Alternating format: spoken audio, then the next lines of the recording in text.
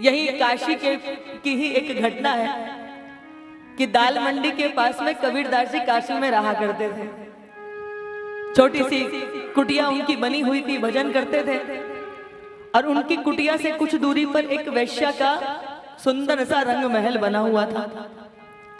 वेश्या के उस रंग महल में खूब नाचना गाना होता, रंग उड़ता, गुलाल उड़ते, सुवास उड़ती।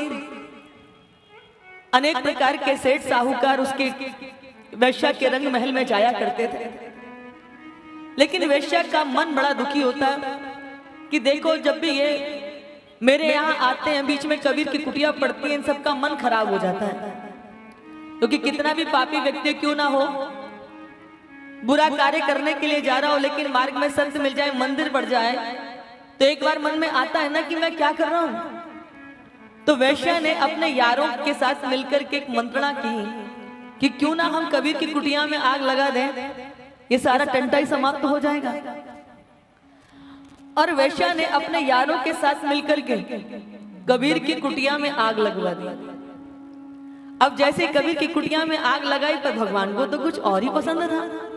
तभी जोर जोर से आंधियां चलने लगी, हवा का रुख बदला कि कबीर की कुटिया की आग बुझ गई। वो आग जाकर के वेश्या के रंग महल में लग गई। अब वेश्या का महल धू धू करके जलने लगा।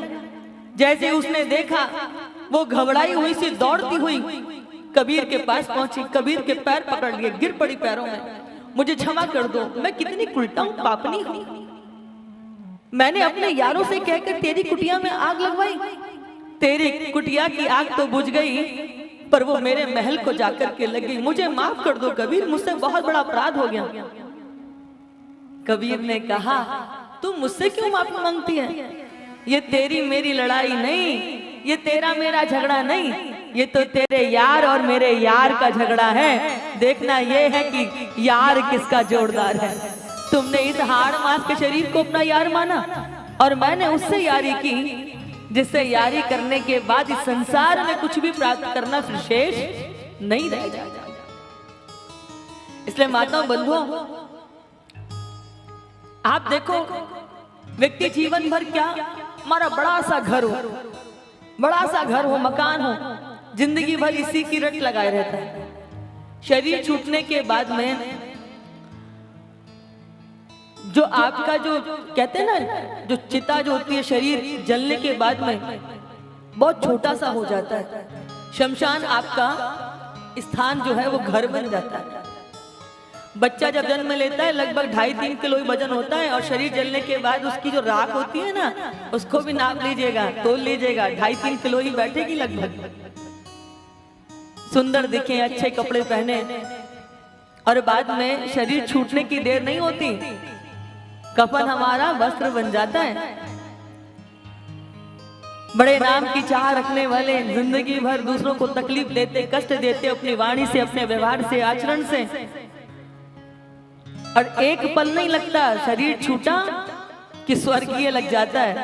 फिर बाद में कोई पूछने वाला होता नहीं है। इसलिए ये जिंदगी की हकीकत है। इस बेहोशी से, इस स्वप्न से बाहर आइए। 60-70 साल की जिंदगी में जो हमें बहुत लंबी यात्रा करके ये प्राप्त हुआ है, यदि हमने भजन नहीं किए, यदि हमने सत्कर्म नहीं किया, तो सच मानिएगा हम अपना कितना बड़ा नुकसान कर रहे हैं। इसको शब्दों में बताना भी बड़ा ही मुश्किल कार्य लगता है।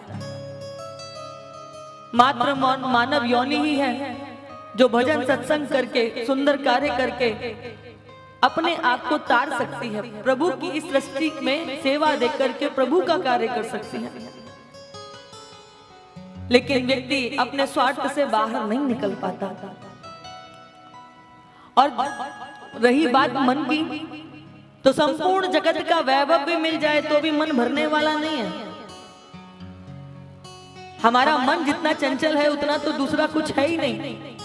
कितना भी सब कुछ प्राप्त कर लेंगे तब भी पेट भरने वाला हमारा है नहीं। अक्सर करके जीव को लगता है कि ये मिल जाए तो फिर भजन कर लूंगा, ऐसा हो जाए तो कर लूंगा, लेकिन ना आपके मन की पूरी होगी और ना आप भजन कर पाएंगे। वो क्या हुआ कि एक बार एक राजा ने अपने राज्य में उद्घोषणा करवा दी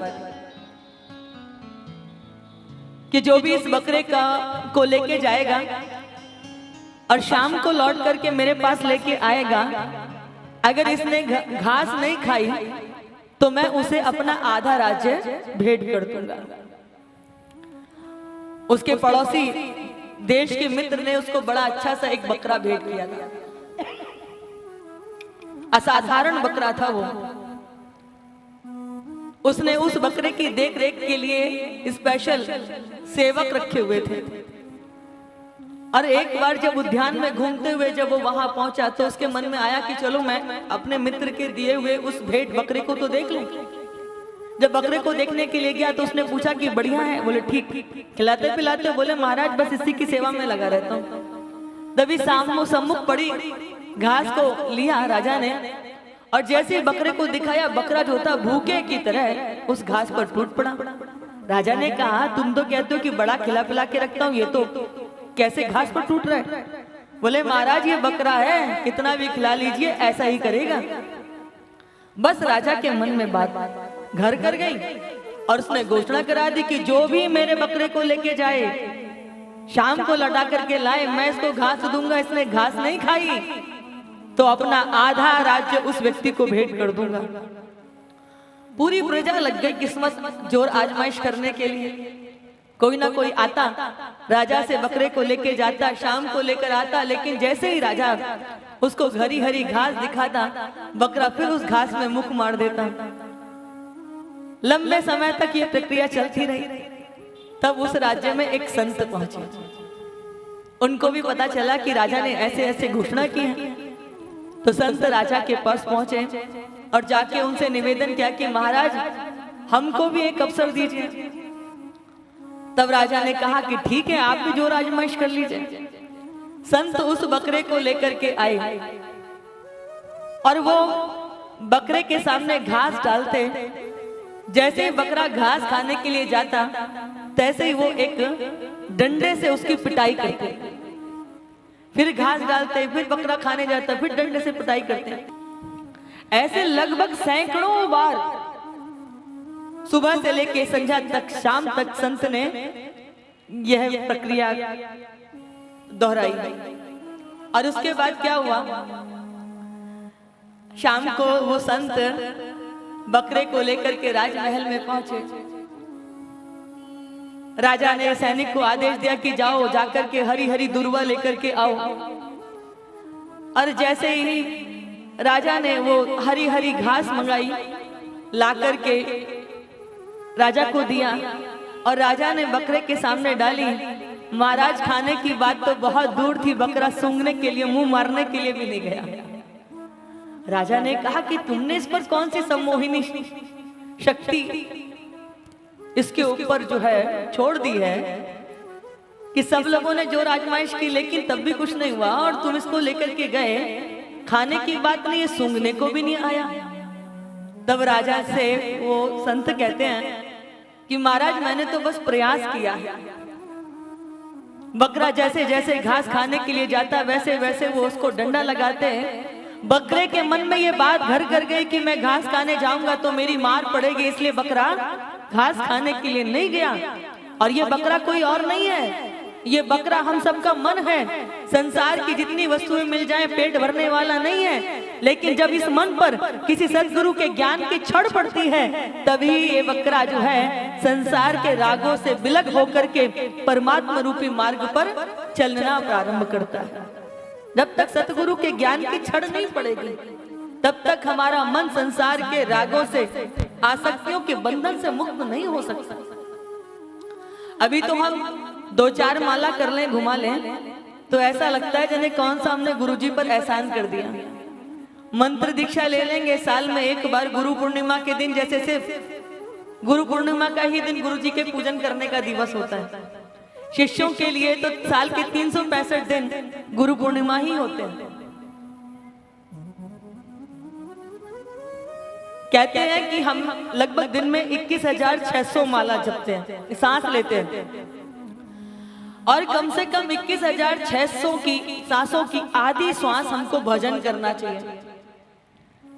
यहाँ तो लोग कहते हैं जी हमारे पास मरने की फुर्सत नहीं है, वो भजन कहाँ से करेंगे। तो हमारे ऋषियों ने हमें एक वैज्ञानिक आधार दिया कि जब हम 108 मनके की माला घुमाते हैं तो 108 मनकों की माला का जब हम उपांशु जप करते हैं, उपांशु जप का अर्थ होता है कि ना तो हम जोर जोर से बोलते हैं और ना मन ही मन में करते हैं, होठ हिलते हैं, होठ से हम जप करते हैं, इसको उपांशु जप कहते हैं।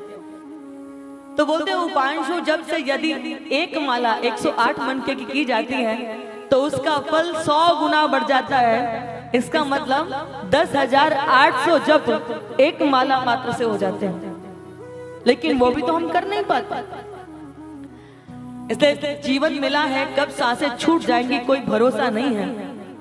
और मैंने तो आपको पहले भी कहा था कि पहले तो फिर भी व्यक्ति, हमारे वेदों ने कहा कि 100 वर्ष जीने का आपको अधिकार है, लेकिन अभी तो कब सांसें छूट जाएंगे वो कोई कह नहीं सकता। इसलिए बुढ़ापे का भी भरोसा मत कीजिएगा कि बुढ़ापा आएगा तो भजन करेंगे। पता चला ना बुढ़ापा आया ना भजन ही हुआ, इतनी लंबी यात्रा करके आए थे और वो किसी काम नहीं आ सका। इसलिए अब जो सांस आपको मिली है, श्वास श्वास में कृष्ण भज, वृथा श्वास मत खोए, जाने या फिर श्वास की आवन होए न होए। इन सांसों का कोई भरोसा नहीं कब छूट जाए। इसलिए आप तो जब प्रभु कहते ना जब जाग जाओ तभी सवेरा, इसलिए अपने जीवन में संकल्प लीजिए कि जरूरी नहीं है कि हम माला लेके बैठेंगे तभी भजन होगा। हम तो जिस भाव में बैठे हों उसी भाव में भगवान को भजना प्रारंभ कर देंगे। और मैंने आपसे कहा भी है कि भगवान का जो भजन है वो ऐसा है कि उसका फल निष्फल कभी नहीं जा सकता। वो मुझे एक बात याद आती है कि ना एक संत के पास एक व्यक्ति आया, बोला महाराज सब बड़ा डराते, कहते संसार रूपी सागर है, इसको पार करने के लिए आपको सत्कर्म करने चाहिए, वो करने चाहिए। महाराज सत्कर्म कर लेते तो फिर हमें हमारी बातें क्या होती, फिर हमें गुरु धारण करने की आवश्यकता क्या पड़ती, संतों के पास जाने की क्या आवश्यकता पड़ती। आप तो कोई ऐसा सरल सा मार्ग बता दीजिए कि हम संसार रूपी भव सागर को पार कर जाएं। तो संत ने कहा कि भव सागर छ पार जपावा, राम कथा कहता दृढ़ नावा। जहां भी राम कथा हो वहां शीश निवा करके दृढ़ संकल्प के साथ में प्रभु राम की कथा श्रवण करो। तो भगवान की कथा श्रवण करने मात्र से व्यक्ति भव सागर रूपी इस संसार सागर को पार कर सकता है। बोले महाराज आप तो फिर घुमा फिरा करके भव सागर को ले आए। इस सागर का नाम, समुद्र सागर का नाम सुनकर के मन में डर पैदा हो जाता है। कुछ सरल सा नहीं कर सकते, कुछ छोटा नहीं कर सकते। संत विचार करने लगे कि मैं इसको क्या बताऊं। तब संत ने कहा कि मन संदेह मोह भ्रम हरनी, राम कथा भव सरिता तरनी। ये राम कथा जो है मन संदेह का हरण करके इस सरिता को, नदी को पार करा देती है। तो ये बोले महाराज जिसे तैरना ही ना आता हो उसके लिए नदी हो या समुद्र हो बात है कि यह डूब तो जाएगा ही जाएगा। जिसे तैरना ना आता हो वो तो नदी में भी डूब जाएगा। महाराज कुछ और सरल साधन नहीं है। 3 घंटे कथा सुनना कोई साधारण सी बात है। 3 घंटे में तो न जाने कहां का मन हमारा घूम आता है। कहो शरीर तो यहीं दिखाई दे रहा है पर मन से व्यक्ति बाहर गोते लगा रहा है। और कई बार ऐसे भी बहुत सारे लोग मिले जो तीर्थ यात्रा नहीं कर पाते, कथा में नहीं आ पाते, कुछ कारण मजबूरी होती है, पर उनका मन लगा रहता है कि काश हम भी वहां जाते। वो व्यक्ति कथा नहीं सुन पा रहे परंतु मन उनका यहाँ आके लग गया, उन्हें कथा श्रवण करने का फल मिल जाता है।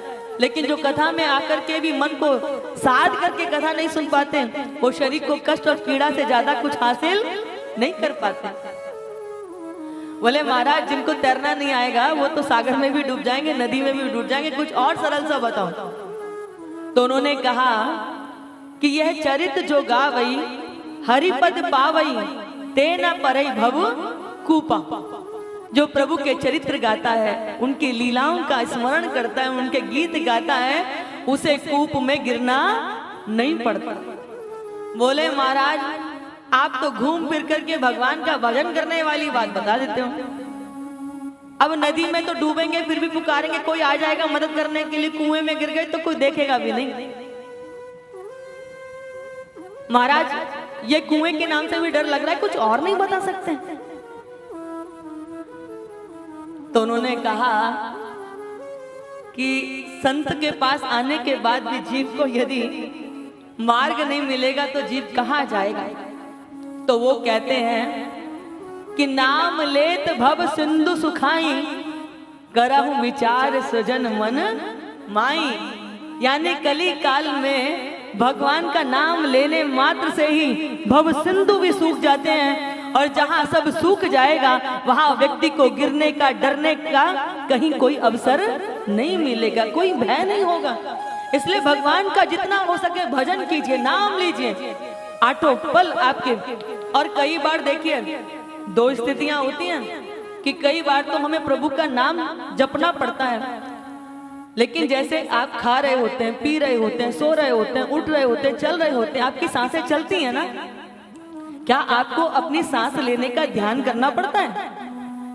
आप भोजन कर रहे हैं, सो जाते हैं तो सोते समय भी तो सांसें चलती हैं ना, अपने आप चल रही होती हैं। यदि आपको सांस लेने का काम करना होता तो कब की राम नाम सत्य हो गई होती। ये तो सांसें अपने आप चलती हैं। ऐसे ही जब हमारे जीवन में भगवान का भजन बहुत होता है तो वो अजपा जाप बन जाता है, यानी कि फिर ध्यान नहीं करना पड़ता। जैसे सांसें अपने आप चलती हैं, ऐसे इन सांसों में परमात्मा का नाम बच जाता है और अपने आप वो नाम हमारे भीतर चलता रहता है। इसलिए दो चार माला घुमाने से बात नहीं बनेगी। भजन कैसे किया जाता है मैं बताऊं आपको। जैसा भजन हमारी शबरी मैया ने किया था, एक दो वर्ष नहीं किया था, हजारों वर्ष तक बैठ करके तब किया।